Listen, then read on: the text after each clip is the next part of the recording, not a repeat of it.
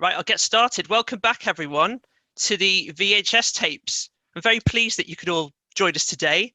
Hope that you're all safe and well. It's really great to see everyone and names that I recognise, because it has been a strangely long time. I mean, technically, it's only been a month since the last VHS tapes, but it has felt like significantly longer. And even though it's been a while, I still maintain my capacity to ramble on at the start of these talks with some housekeeping. So just like to make sure that everyone in the audience are muted. There will be a Q&A at the end of this discussion, and you'll have the opportunity to ask your questions yourself, either in person if you like, or if you want to type your comments into the chat, and I will read them out for you. The whole event is being recorded. We've made sure of that, and it will be made available on the VHS website and the National Video Games YouTube channel in the coming days. For the uninitiated, this is the VHS tapes, a series of virtual talks hosted by the NVM within the moniker of the Video Game Heritage Society, and is only possible with generous funding provided to us by Art Fund and the ESRC. It's nice to see the people I recognise from the forums and previous events here. As always, if you've not joined the VHS yet and you've found yourself here, the link to join is vhs.themvm.org. I'm sure we'll be able to get that in the chat for you. So in the VHS tapes, Mikey from the NVM, I don't know why I wrote about myself in the third person, but I did. That's me, your friendly neighborhood curator. We'll be in conversation with interesting people in the world of preservation, collection, and exhibition. This event today could not be done without significant help from my colleagues at the NVM, and today I'm joined by a dream moderation team of Connor, and I'm delighted to say Emily, the NVM's newest member of the curatorial team, so thank you both. Before we start as well, I'm delighted to say that we've had our first guest blog posted onto the VHS.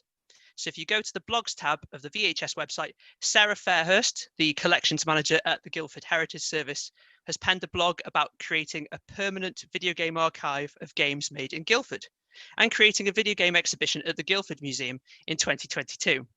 It's a brilliant blog, and we are very grateful to Sarah for writing it and looking forward to hearing more about the project as it moves forward. Right, let's get back into it. So for the VHS tape series so far, I've spoken to Dan Wood and Ravi Abbott of the Retro Hour podcast in February, Fatini Aravani of the Museum of London on a strangely summer day in March, and the NVM's own Lynda Clark about the museum's particular preservation considerations. And all of these events spoke about games and games culture as a central consideration in preservation efforts. So instead, for this installment of the VHS tapes, we're offering something a little different, broadening out the scope of discussion of preservation to consider emerging formats that are absolutely influenced and tangentially related to our visions of preservation and also require our attention in preservation. So to do just that, I'm very excited to be joined by three excellent, brilliant guests, Lynda Clark, Giulia, Carla, Rossi, and Stella Wisdom, to talk about their involvement with the British Library's research in collecting, curation, and preserving emerging formats. Lynda Clark is a Research and Development Fellow in Narrative and Play at InGAME, Innovation for Games and Media Enterprise, University of Dundee. Her current research focuses on text generation for writers. Lynda was previously Innovation Fellow at the British Library, researching tools and methods for collecting web-based interactive narratives. She's also a novelist and a former video game producer. Giulia Carla Rossi is curator for digital publications in contemporary British published collections. She is responsible for supporting the library in developing capacity to manage collections of complex digital objects as part of the Emerging Formats project. Currently, the project is focusing on publications produced for mobile devices, apps, and interactive narratives, covering requirements across collection management lifecycle.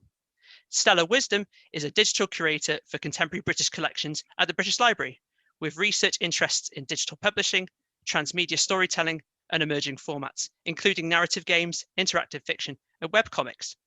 Stella promotes creative innovation and partnerships and has collaborated with the Venture X Narrative Games Convention, International Games Week in Libraries, and on research projects with the University College London Institute of Education, Bath University's Ambient Literature Project, and Lancaster University's Litcraft Initiative, which builds literary worlds in Minecraft.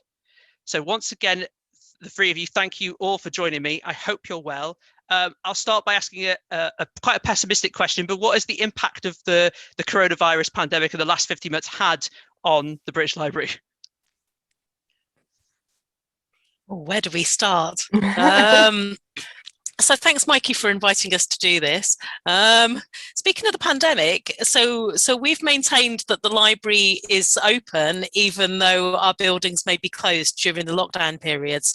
And I actually think with the pandemic, the British Library has been pretty fortunate compared to some other institutions, because we have got such a wealth of online collections and digital material. I know, in fact, it's been quite a revelation for me that I felt actually I can do pretty much all my job working remotely. I know not every colleague has probably felt the same, but I think there's been some opportunities. So not to make it all about me, but I've been able to join working groups and events internationally. So I've joined a working group with participants about Wikidata, and I've been meeting up with folks in Canada and America and Israel. So I think there's been some silver linings to working in the pandemic, and for me, it's been more international collaboration. Certainly, I don't know how it's been for Giulia and Lynda. Yeah, I mean, I would say that one of the perks of working with digital collection is being able to carry on working remotely, as long as we have kind of a functioning laptop and internet connection. Yeah, but not all the digital collections items that we have are available to be accessed from outside of the library. I think that maybe should be said because of copyright restrictions. But of the collection that we have, and we will be talking about interactive narratives collection and the New Media Writing Prize collection in the UK Web Archive, these can kind of still be used as directories to access these kind of narratives on their original website when these are still live. But the fact that it's a contemporary collection kind of facilitates the fact that they might still be live. I think there's some serendipity of the fact that you're working with digital collections in this weird pseudo digital world as well, where human interaction is mainly over a screen in the last 15 months. So I think it's quite interesting. So what is the history of the British Library with collecting digital material specifically? So the emerging formats work that we are doing sort of started in response to the UK non-print legal deposit regulations, which came into force in 2013. And since then, the UK legal deposit libraries, so not just the British Library, have been collecting a variety of born digital publications, mainly ebooks and e-journals, but also things like the UK web, geospatial data sets and digital music sheets as well. And yeah, so we kind of started this work on emerging format in response to these new regulations, but also kind of in response to the question of what publications are out there that we don't know about, or that we know about, but we don't have the means to support them in a library context. So I guess maybe what do we mean when we use the term emerging formats? Maybe you can talk to us more about emerging formats as a term. Yeah, and I think this is my prompt to share the slides as well. So just bear with me a second. And hopefully you can see this. Yes. So yeah, these are just like a few examples of the works that we've been looking at and trying to collect. And yeah, they're all kind of interactive works, I suppose. They all require the reader input in a vaguely more active way than maybe other formats. And there are different kinds of formats. So here, for example, you have some apps, but also web-based narratives. And they all are sort of innovative in different ways. Sometimes they are immersive, sometimes they're not immersive, but they all use different allowances of technology in different ways to convey a specific narrative. And yeah, I think this is again about the Emerging Formats project. As I said before, it is a collaborative endeavor. of not just the British Library, but all 6 UK legal deposit libraries, to try and kind of capture emerging formats, or what we call emerging formats. And then I'm sure we can explain further what these exactly are and how we define them mostly. But yeah, they are formats that historically the library hasn't collected at scale, and they could be challenging for our current collection practices because of their complexity. Yeah, I don't know if Stella and Lynda have anything else to add. Yeah, so sometimes we call them complex digital objects. It's trying to find the right terminology. And I suppose it's, as Giulia was saying, we're looking at, I suppose, all sorts of properties, and that can include the hardware. So with the Nosy Crow example that was on the previous slide, these are kind of interactive children's books, but they use properties like the gyroscope on a kind of tablet, so you can tilt the screen and move the screen, and it's kind of thinking of those sorts of properties that maybe are being used by the narrative of or the story as well. So we're quite expansive, just trying to kind of learn different types of digital publishing and what's possible. Obviously, this could be quite problematic in the future if we haven't got iPads or the tablets that we know today, and the narrative relies on kind of hardware properties like gyroscopes. So it's really us trying to understand better what's being created and what we can capture. Yeah. I wonder, are there any sort of considerations with that? Like as you say, like if you don't have the iPad, like that type of interactive experience is maybe hard to replicate for someone who wants to access it or see it. So how do you account for that type of problem?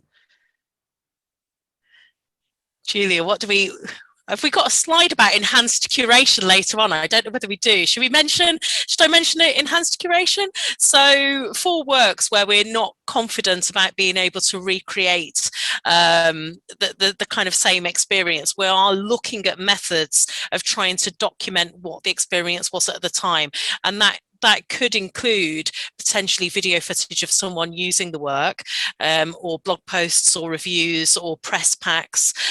So we are looking for methods to kind of capture this, even if we can't preserve the experience and it's kind of how it's meant to be, because it is connected directly to properties of hardware. It's a tricky one. Okay, I'm sure we'll come back to that later. So when you talk about this non-print legal deposit regulation, I know that this might seem very dry, but so how does that impact on the materials that you collect in collaboration with other institutions? So in terms of the web archive, for example, and I think we do have some slides on that later, the UK Web Archive team is based at the British Library, but they collect the UK web on behalf of all 6 UK legal deposit libraries. So there is a sort of sharing of content as much as we can, and even with the Emerging Formats project and work we've been doing, we've always been consulting with other people at other UK legal deposit libraries to just make sure it is kind of a collaborative effort and we're all agreeing on priorities and what we want to collect and what should be preserved. Could you speak more about sort of the specific different types of objects within the emerging formats that you found? So I suppose in a nutshell, what we're looking with is, yes, the joy of the internet. I can see a comment in the chat, exactly, the joy of the internet. We were talking about gremlins before we started, so we did think that this might happen. But yeah, so emerging formats, they're always born digital publications. They usually have no print counterpart or no really an option of replicating the content in print without that having an impact on the meaning of the piece and on the reading experience itself. And they're often made of multiple media types, which could be like audio files, video files. Usually they're quite text-based, or at least the ones that the library is kind of interested in preserving are. And they're also comprised of often non-standard formats and media types that might even never standardize. And as we were mentioning before, they are device dependent, most of them. So there are kind of hardware and software implications for most of them. And they're not typically part of existing collections, even at other collecting institutions, so not just the library and the legal deposit libraries. And they are at risk of obsolescence. So there is kind of a time-sensitive aspect to this, to preserving these sort of formats. So at the risk of being sensationalist, what's the with that risk of obsolescence? So, like, are there any sort of particularly, I was going to say horror stories, but are there any particularly worrying examples of materials that we've already lost, or a real risk of losing sort of imminently? I suppose the big issue at the moment that a lot of people are talking about are flash-based works. So we're kind of looking at this with other institutions that are trying to preserve flash-based works, but thinking of a problem that's affecting lots of creatives at scale. There was many kind of experimental writers that have been creating flash works for a long period of time, and it's kind of what to do about those now that Adobe is not supporting that software anymore. So I think that's a big issue that's affecting a lot of people at the moment. Yeah, I mean, a lot of interactive narratives and other net artwork from the dawn of net art are already lost, probably forever. And yeah, probably Lynda knows even more about this than me. I was just going to add, really, whenever I'm kind of researching interactive forms, anything that's pre-2000s, it's unlikely that I'll be able to automatically access it, that there won't be kind of a lot of additional work of either getting an emulator or just trying to find a physical version, and even if you can, finding something that will then run that physical version. So yeah, already kind of researching in this area is quite difficult to find work examples of earlier works, and not even that, sort of the last 10 or 15 years. Yeah, sorry, maybe I should add that I know emerging formats sounds like it is very new things, and it is very new things, but for us it also refers to capabilities sometimes.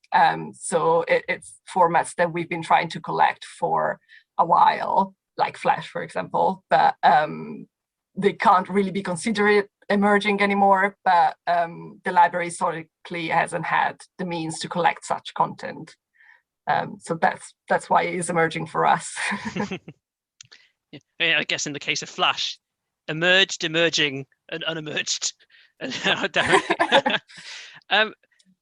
So another point that on this slide is not, these materials aren't typically part of existing collections. So I guess Flash being a really good example of things that maybe weren't collected until recently. So are there any other, how do you find these objects?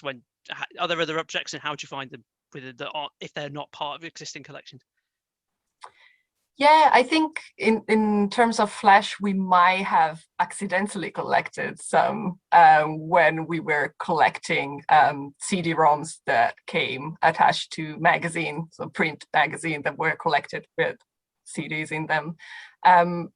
But in terms of kind of identify things that might be in scope for us to collect, I think maybe Lynda could say a bit about how she went about finding like authors and works and selecting them for the interactive narratives collection in the UK Web Archive.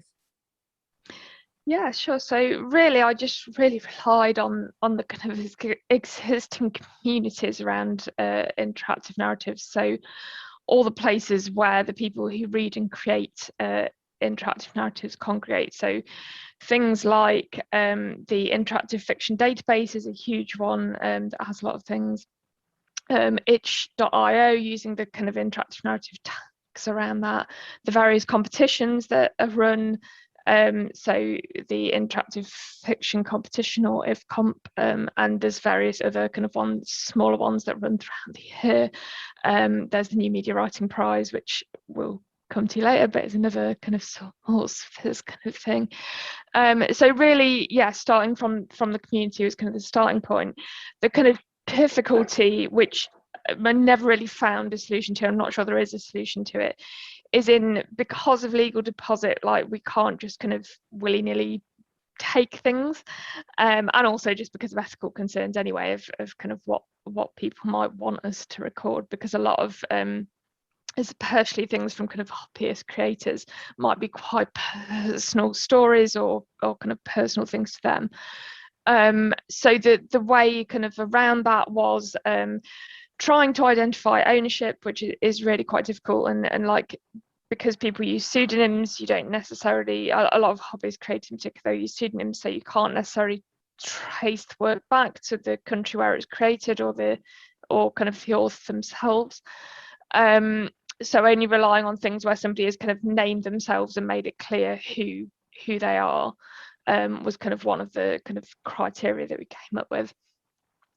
Things like only taking works that are complete, so that you know that it's something that they've kind of published in a final state. There is still an issue around what people consider to be published. So some authors, when we got in contact with them to say, can we take this, they were like, oh no, I haven't published it. Well, you have, because it's on a kind of public website and it's freely available, and that is considered publishing. But a lot of hobbyists don't necessarily realize that that is what they're doing when they're putting something out there.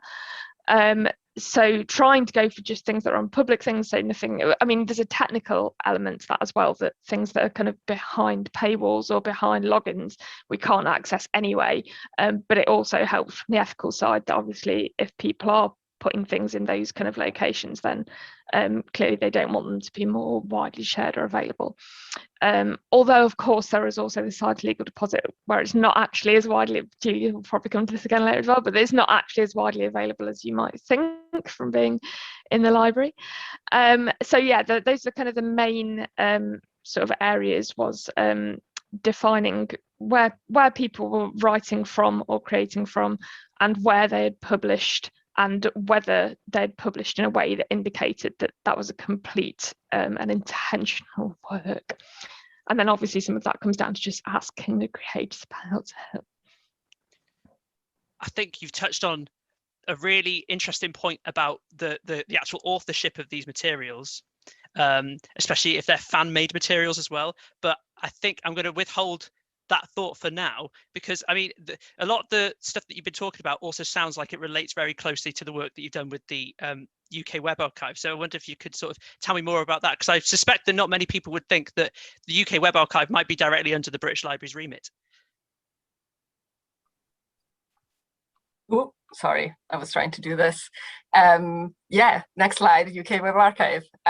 So yeah, the UK Web Archive is under the British Library remit, and they collect millions of websites every year. And they, as I said before, they are captured by the British Library, but on behalf of the 6 UK legal deposit libraries. And each year they make one broad crawl of the UK domain to capture all websites that have a UK top level suffix. Plus any other which have been identified as hosted or based in the UK. But they also include curated collections of websites around a particular topic or a theme.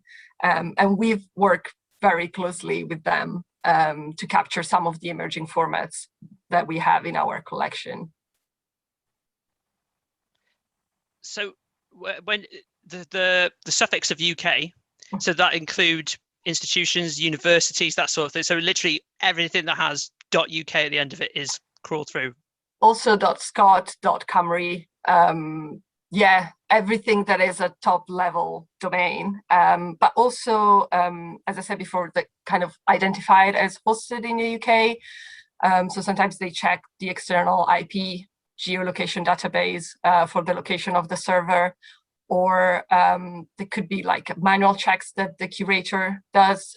So, for example, if there is a UK postal address on the website, or via correspondence with the website owner, those are all kind of viable methods to kind of identify websites that are in scope. We do have a few things that are out of scope. So, for example, if it's mostly audiovisual, so if the audiovisual content kind of predominates in the website, so in the case of YouTube or BBC iPlayer, those are not in scope for us to collect. Also, private intranets of companies and emails, and anything that is kind of behind a login wall. So anything that is kind of personal data in social networking sites, or that are only available to restricted groups, that's not in scope for us to collect because it's not public. But how does that relate to the sort of curated collections of the stuff on the UK Web Archive as well? So what's the sort of criteria for those forms of websites? So in general, what we collect on the UK Web Archive is part of non-print legal deposit. So it has to kind of fit into these requirements. But for example, and it's, I think the next slide, yeah, these are two of the curated collection that we created. And I'm sure Lynda can talk about the interactive narratives one. But for the new media writing prize collection, which pretty much built on the work that Lynda did on the interactive narratives collection, we had a bit more freedom in terms of ownership and like location of websites, because we could kind of make the point that New Media Writing Prize is a UK-based prize. So, and that kind of qualified for collection. We could collect all the shortlisted and winning entries to the prize since its launch in 2010, even if a lot of the entries are from outside of the UK, but obviously asking for permissions from the owner of the domain and the work. But yeah, that's kind of the way we went about it. Go on, Lynda, sorry. No, sorry, I was just going to add. So basically, these are just kind of, as Giulia was saying at the beginning, we kind of the libraries can't collect at scale yet, these kinds of things. So this is just an additional way of getting that sort of snapshot of what is going on within these specialist areas. I was looking at the New Media Writing Prize just for the interview, and so I think the top winner was like a sort of hypertext sort of format. So is that preserved in the way that it was intended, as in it's still, and it will be still because of the UK Web Archive, you will be able to interact with it as the author intended? Yeah. So the way that the web archiving tools that we are using work is that they do create interactive copies of a website, so that the same kind of interactivity is preserved for the future as well. So it's not just a screenshot or a recording of the website, but if it works, it will be fully preserved as the original website. And I absolutely want to ask a cheeky, self-preserving question, although I'll disguise it as talking for an institution. Listening to this might want to hear how would a society that preserves the heritage of video games want to become involved or get archived on the UK Web Archive?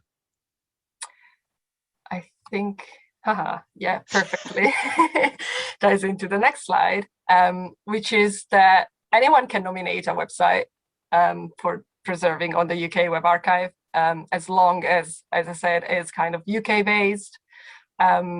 If you want your own website to be preserved, please do nominate your website. There is a form online you can fill in, and if it's an interactive narrative, great, we can add it to the collection, even better. I was talking. Oh, sorry, Stella. I was just going to say we've also got a video game culture collection as well, and I've just posted a link in the chat. So we've got several of these collections. We've also got a web comics collection, so people can nominate sites, and if people can put like a message, and if things do fit into any of these thematic collections, there's scope to add them in there. Well, I absolutely know that Claire, who couldn't be with us today, is an avid producer of web comics, so that sounds straight up their alley. So do you have any sort of favorite examples of the stuff that you've archived through the web archive? We've got some slides of our favorite ones, but I think the order that we've got them in is possibly some things that are not in the web archive first. So if we can break the rules, they're there to be broken, that's fine. We like breaking the rules. So I'd picked 80 Days, which is not in the UK web archive, but we have been working with Inkle to collect this in the library. So Giulia's been doing some really great work with John Ingold and folks over at Inkle Studios in Cambridge, and this is really helping us to understand how we can work directly with a studio and a company to try to collect a work. Obviously there's lots of technical and legal and IP issues with collecting works this way rather than web archiving, but we are kind of interested. I just love 80 Days. It's so, I don't know whether I like the haggling, so I don't know whether there's any fans of the work here on the call today, but I really like the kind of buying and selling things at the market, and trying not to run out of funds when you're on your journey around the world. It's just so fun. I quite like it when things go bad in 80 Days as well. So I was saying to Giulia and Lynda when we were preparing our slides, I had a story where I completely failed. I did not get around the world in 80 days, but I had a bad opium experience in part of the story, and it delayed me, and then the airship sank and it all just went horribly wrong. But it was just kind of very, very fun and playful. I can see mentions in the chat of Overboard. Yeah, I'm keen to play that too. In fact, that's on my kind of list of things to check out. So 80 Days is not in the UK web archive, but we have collected it in the library. So that's definitely a win for us. And I also wanted to mention a connection to Adventure X convention, because John Ingold has been a regular speaker at Adventure X that we've hosted at the British Library a couple of times. And I think it is very important having these kind of public engagement events where we get to talk with writers and talk with creatives so that they understand what we're doing at the British Library, and then it can lead on to kind of projects like this where we can actually collect works. So yeah, just to kind of shout out to Adventure X there for kind of helping make that connection. Do you want to say more about Adventure X? Yes, Adventure X is a narrative games convention. It's been going for quite some time. It's not always been at the British Library. It used to be at Goldsmiths University in South London. The reason it came to be at the British Library is quite funny, actually. In 2016, I hosted a festival that normally takes place in Toronto, Canada, so Wordplay. Wordplay is a kind of writerly games convention. I borrowed it from Toronto Public Library. It came to London. But when I did that, it was clashing with Adventure X, and I remember emailing them going, I'm so sorry I'm clashing with your event. This was not intentional, but in a nutshell, both Adventure X and Wordplay were sold out, and we realised that there was a real kind of appetite for narrative games.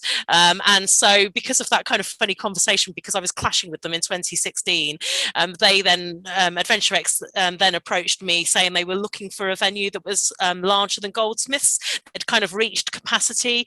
They used to do it so you didn't have to book, and then there'd be a queue around the block and not everyone would be able to get in to listen to the talks. So basically I then worked with them, and we've hosted the Adventure X convention a couple of years. But it's been one of the fastest selling public events at the British Library. It's been quite shocking. Sometimes the tickets have sold out in less than 2 hours. And then I've had my colleagues in customer services going, are you releasing any more? And I'm like, no, they're at capacity, and people have flown in from other countries. Obviously this is all pre-COVID, so we didn't run an online Adventure X. Part of the experience is that there's a kind of showcase of stands where people can demo their games. And there's often entertainment and comedy. I've had experiences where like inflatable donuts are being flung around the British Library's conference centre, and I've been thinking I'm going to get fired for hosting a rowdy event. But it's great fun, and it is just really for kind of writers, makers, and fans of narrative style games. Anyone knows me knows I have a penchant for donuts, so that sounds like heaven, especially if they were real donuts as well as inflatable donuts. So, I mean, 80 Days is an app game, an app-based game. Am I right in that? So, I mean, and I guess we haven't really spoke about apps yet, but apps obviously constitute this massive resurgence of material and resources. So how do you combat archiving or collecting apps? Yeah, it's a good question. Yeah, for 80 Days, we collected the Android app directly from the publisher, as well as both the Windows and Mac OS versions of the PC version of the game. And also they gave us access to their source code, which we could download from their version control online repository. And I think, yeah, there is a screenshot there. And as Stella was mentioning before, we are also interested in collecting contextual information that there is around the publication. So in the case of 80 Days, yeah, as Stella said, it's not on the UK Web Archive, but the press kit from INCOL's official website is on the UK Web Archive, and is part of the kind of descriptive material that we tried collecting around the publication. So we do have the files for the app. We don't necessarily have a way to provide access to the file for the public yet. So yeah, the work on apps has been definitely harder than any kind of web-based material, because for the web-based interactive narratives, we kind of have the UK Web Archive as an infrastructure already in place that we can use. While apps is pretty much new territory, and obviously with the pandemic as well, and not being able to be in the office and accessing the file directly, that kind of put things a bit on hold for the time being. This might be a question that shows my ignorance, but with apps, are they made with proprietary like software in mind? So, because I can imagine it seems to me that an app would, you know, yeah, as you say, it's not, you're not archiving a web page, but like that source code and that stuff, does that differ between systems? And I mean, we've only tried collecting either Android apps or iOS apps. So it's kind of two different, I suppose, formats. I don't think I've ever noticed any actual difference in the two formats of the same app. I think we went for Android because it was easier to get files that didn't have any digital right management, which is easier for us to then provide access to other people through that. But yeah, it is pretty much tied to a specific environment. So if we do have iPads, we do have Galaxy tablets that we use to kind of research this sort of apps and see like how they behave. But in terms of providing access to these in a reading room setting, yeah, you would need a specific device to actually be able to read them. So they are quite tied to the hardware as well as the software. That seems like a really sort of interesting, I say interesting, that seems like quite a daunting problem to try it. Yeah, it's really challenging problem to deal with. Are there any other examples of your sort of personal favorite material that you've collected? Yeah. Oh, I think this is Stella still. Yeah, I'll just mention this. I wanted to give a shout out to Down the Rabbit Hole. So this is a web-based work, and it is in the Interactive Narratives collection that Lynda built. But at the British Library, we hosted 2 interactive fiction writing summer schools a couple of years ago. And so Sita Brand, who wrote Down the Rabbit Hole, attended the first of these summer schools. And this is an Alice in Wonderland inspired story, but where the character is actually Alice's sister. And it's got lots of lovely sound effects in it. So when you go through, there's sneezing and just kind of all sorts of kind of nice embedded sounds. And I love kind of Alice inspired work. So I wanted to give this a shout out. We've got the original Alice in Wonderland Lewis Carroll manuscript at the library. So then seeing kind of playful digital interpretations and kind of uses of the kind of Alice story in different ways. I just kind of love seeing those. And I know the V&A have got an Alice in Wonderland exhibition on this year. So I keep pestering Giulia, saying, hey, Giulia, can we go to the V&A when it's safe and go and see the Alice exhibition? So I just wanted to give a shout out to Sita, who attended the summer school and wrote this work. So this one's my one. I just wanted to highlight kind of the range of things that are in the collection. And this one was a really nice surprise. So obviously this was quite an experimental thing that we were doing when we first started. We were using existing tools. So somebody asked about whether they're freely available. Stella shared the one that is, which is Conifer. So Conifer is one that anyone can use to kind of record all kinds of different video and kind of gameplay type online things and make them playable in the same way. But we obviously wanted to capture as much as we could with the library's tools. That's not kind of freely available, but can kind of crawl at scale and get much more content. So trying to get as much through that as possible was kind of a priority. And a lot of it was just kind of putting things through and seeing what happened. And this one, I wasn't really expecting to work. So it is made with RPG Maker. You kind of move a little avatar around, but there is a lot of reading involved. You have to kind of work out a legal case. So it's kind of like the kind of Phoenix Wright Ace Attorney kind of stuff. But that completely captured within the tool, and it's playable, and you can use the little arrows. Now, it's not necessarily available to the public yet, again, because of various technical issues that we will probably get to, hopefully. But it was fully captured, and that hopefully when there is a way to share it with people, this one will then be usable. So yeah, I was just really excited that something like this that isn't necessarily just the typical kind of textual kind of traversal stuff that a lot of the other works are, was able to be captured as well. Do you want to talk about those technical issues? Because I think that's really interesting. Yeah, I mean, it's just the fact that so there's various different kind of environments that we're working in. So there's the kind of capture environment, and then a replay environment, and then the actual kind of public environment that the works go into. And each of those levels, there's kind of different kind of technical things going on, which I won't pretend to understand or know.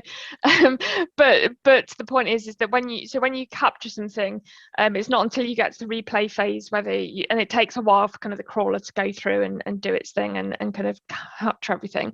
And it's not until you get to the replay phase whether you really know what is actually captured and what works and how playable it is.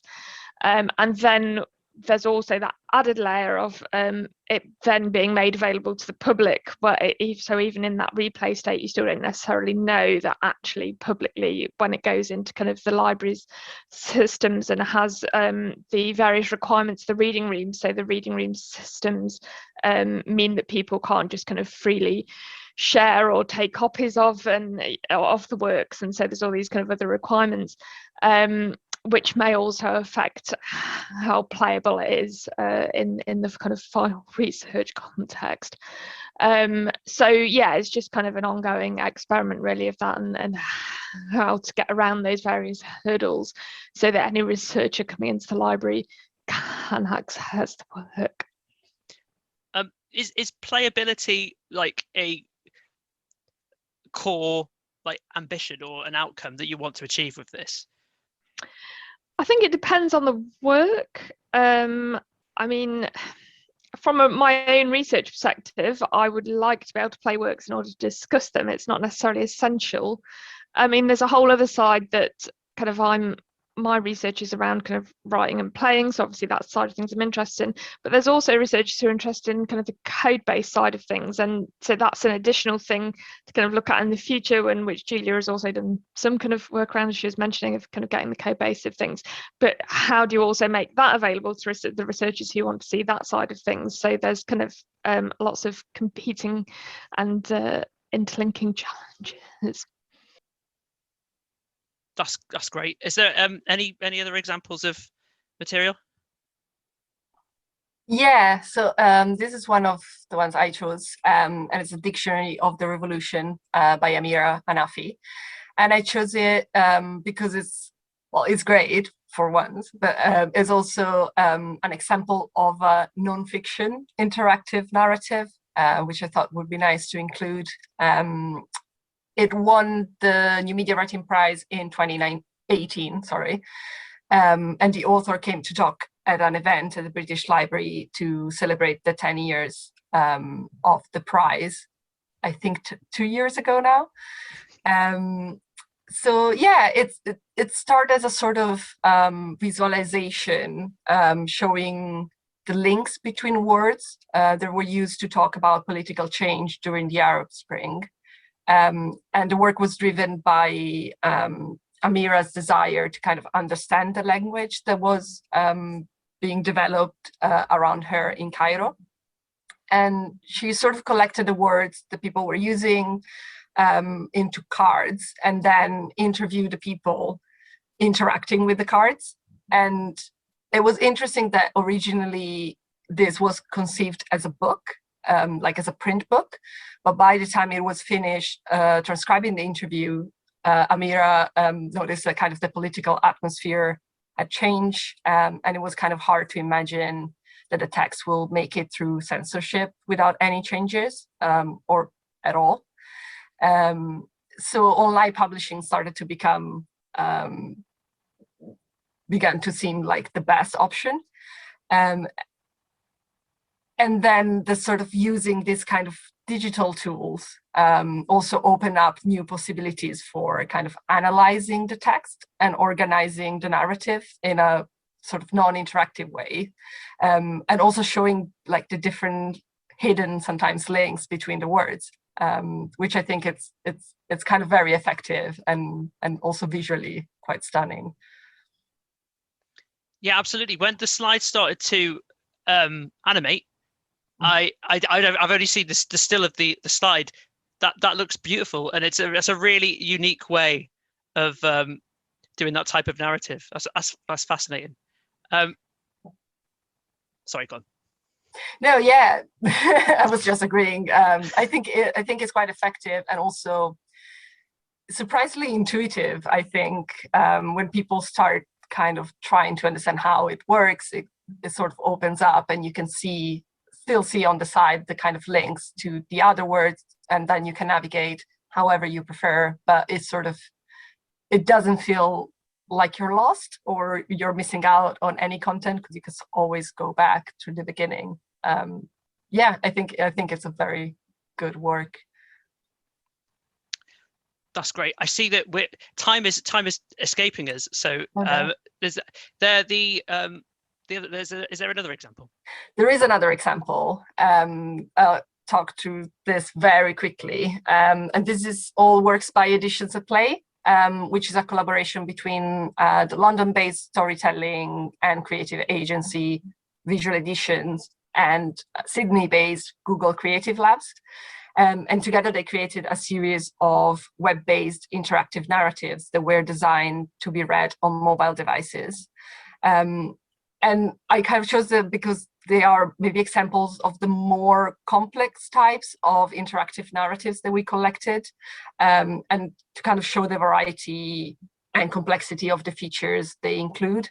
So you have things like a Universe Explode, which uses blockchain technology to create like unique copies of the same book.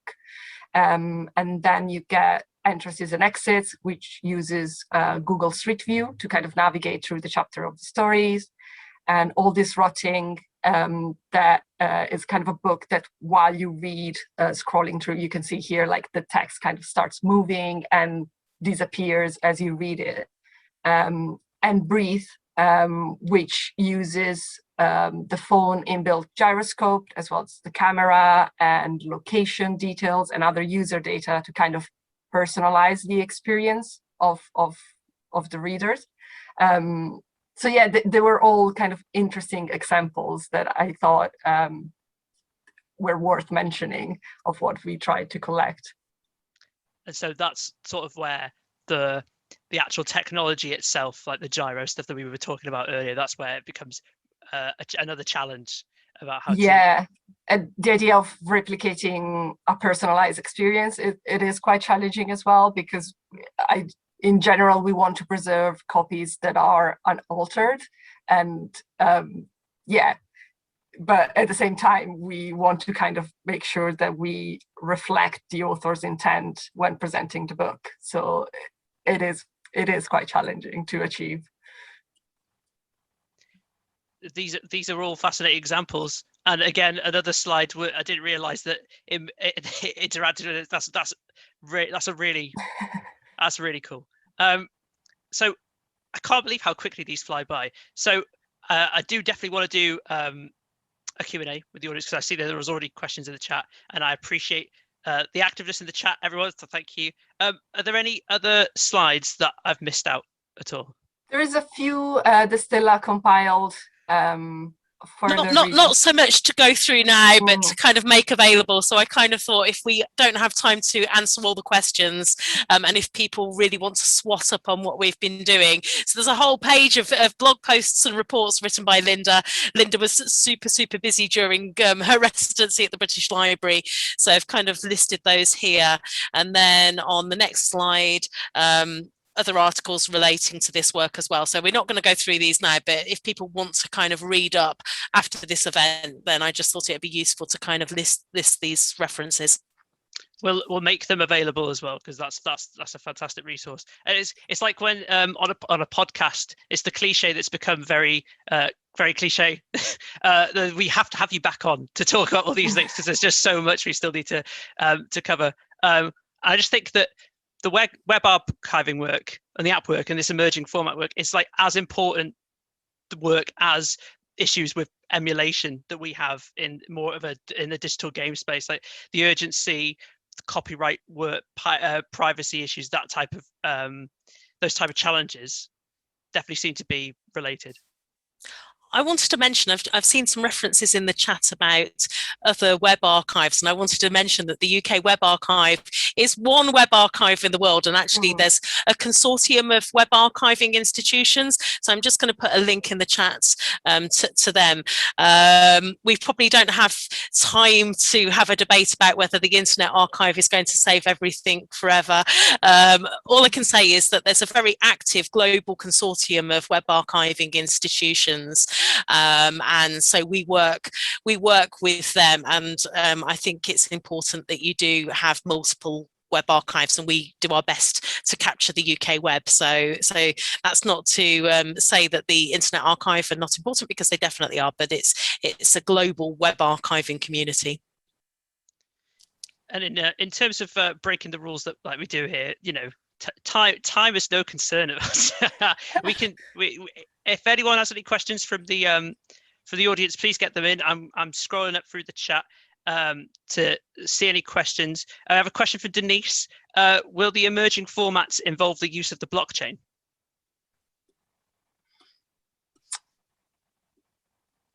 That's an interesting question. I mean, we've mentioned works that use blockchain. So in the editions at play, so there may be makers who use blockchain creating their works. Yeah, I think for that specific example that I mentioned, A Universe Explode, that uses blockchain, surprisingly, maybe we managed to collect it through web archiving, and it seems like you can still browse between the different copies of the books. So we haven't preserved blockchain itself, but it seems that for certain cases, when something is still web-based and still relatively easy for us to collect, we can still preserve aspects of it that hopefully reflect the fact that blockchain was used in creating that specific book. That's great. We have a question from Kevin. Can we rely on groups like the Internet Archive to be storing these digital entities, such as flash files, forever? Oh, I guess that's the. I mean, you kind of already bridged that crossovers between government and RC-funded organisations. There's also one about Common Crawl as well later down. So I suppose that's what I was trying to kind of answer by mentioning the International Consortium of Web Archiving Partners. It's what I can say is there can be a difference of approach with independent organisations doing preservation and collecting, as opposed to maybe ones such as the British Library where we're funded by central governments. So we're very mindful of, I suppose, legislation and doing things. We won't just go and crawl everything. We respect kind of, we take things from the open web, and for our permissions-based archive, we take permissions. So all I can say is there are different web archiving institutions, and some of them follow different rules than what we follow. And some are more risk adverse as well. So I think with a lot of this work, there's a lot of different risk tolerances. Yeah. Actually, that relate. I'm going to bring back the word fan now into this, because the discussions that we've had about the objects that we have, creative works, but a lot of works on the fan based are. I don't want to use the word. I'm going to use the word, but I mean it in a good way, derivative, as in they're being used from already pre-existing copyrights and stuff. So how do you go about, is that out of scope for collection, sort of fan-made works that deal with like I don't know.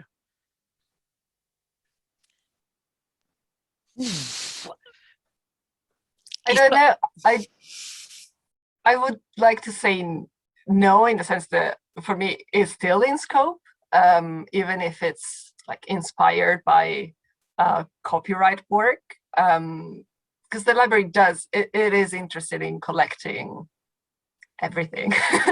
And things like fanzines or like webcomics, as Stella was saying, it's all still in scope for us to collect. It's mostly, I think, a question of, for us, finding that these things exist, because often it's kind of maybe something that you do just for yourself or maybe for your friends, and don't necessarily have like a wide distributions like other kind of books or materials that we might be able to identify more easily. But yeah, I don't know, Stella, Lynda, if you have any other thoughts about this. I was just going to say there were some things I captured that were kind of fan-based, or that were, so there were ones that were kind of fan fictions of Doctor Who, kind of interactive narrative. I don't know if that one actually captured, but I attempted to capture them because I thought, even if they can't currently be shared if there is an IP issue, then it's still something that in the future may be of interest to people. So that was kind of my attitude for kind of capturing those. And there were some which were kind of, so there's one made with Pitsy that is about about kind of an archaeology trip around the set of Wild Wild West, and kind of trying to understand Wild Wild West through finding things on the set of the making of it. So there's kind of, I just thought they're interesting kind of cultural things, even when they are kind of derivative in that way. I mean, yes. Now that you've that Wild West, that's brilliant. That is brilliant. I want to go watch that film now. bring it all back, the memories. We have a question here from Stephen. Are these archiving tools open source / publicly available?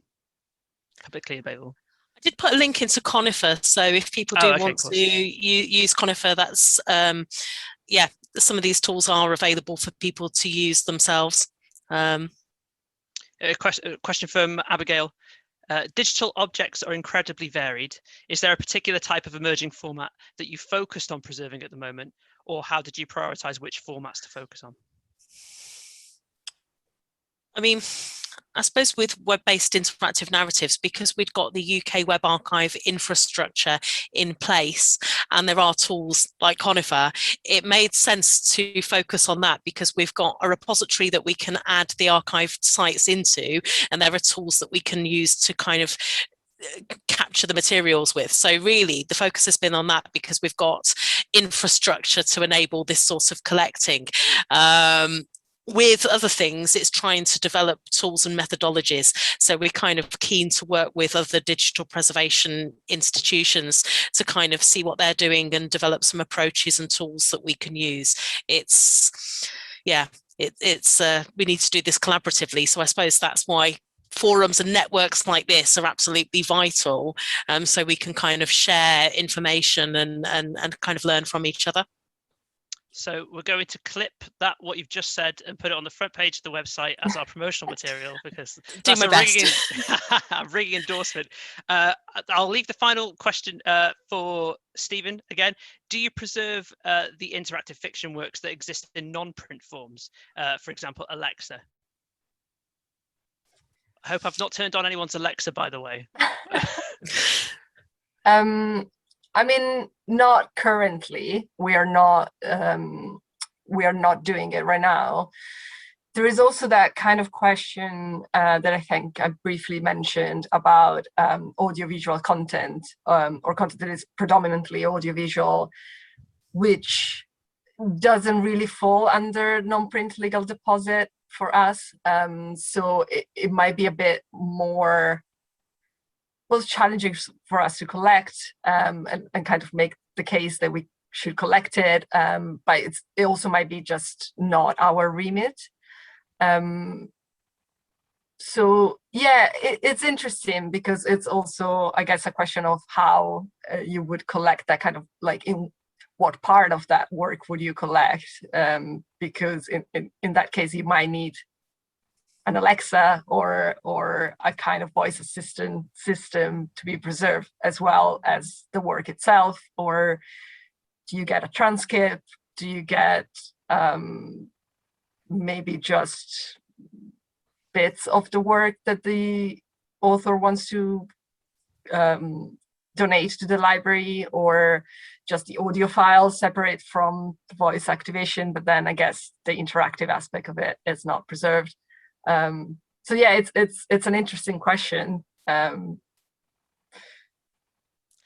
Like many things. I was going to mention, so in addition to the web archiving work and the work that we do collecting publications, so we count anything that's openly available to the public as a publication. But as Giulia mentions, we do take in archives from writers and creators themselves in our kind of literary manuscript and archive collections, and they increasingly take in hybrid collections, which are a mix of digital and physical. So I could quite see in the future, if a writer has been, say, writing works for Alexa or other things, then there might be things in their archives. But I'm thinking along what Giulia was saying, I can imagine things like transcripts coming in, or it's difficult to predict. But all I know is we're increasingly receiving a wider variety of kind of files and formats and material coming in via our kind of born digital literary archives from creators themselves. So it's kind of watch this space, and yeah, we'll see what comes in and what we can do with it. I think that's a perfect way to end this talk. Watch this space. We will. This has been absolutely fantastic. Thank you so much for joining us, Lynda, Giulia, and Stella. That was really wonderful. I'm always so disappointed that time goes so quickly in these, because they're always utterly brilliant. So thank you very much for joining us, everyone. A reminder that we'll be uploading all of this, maybe with the few technical hiccups removed. We'll have some exciting news coming soon for the next installment of the VHS tapes, which again, sort of slightly left field format, which we're looking forward to. So stay safe, everyone, and we'll see you soon. Thank you very much.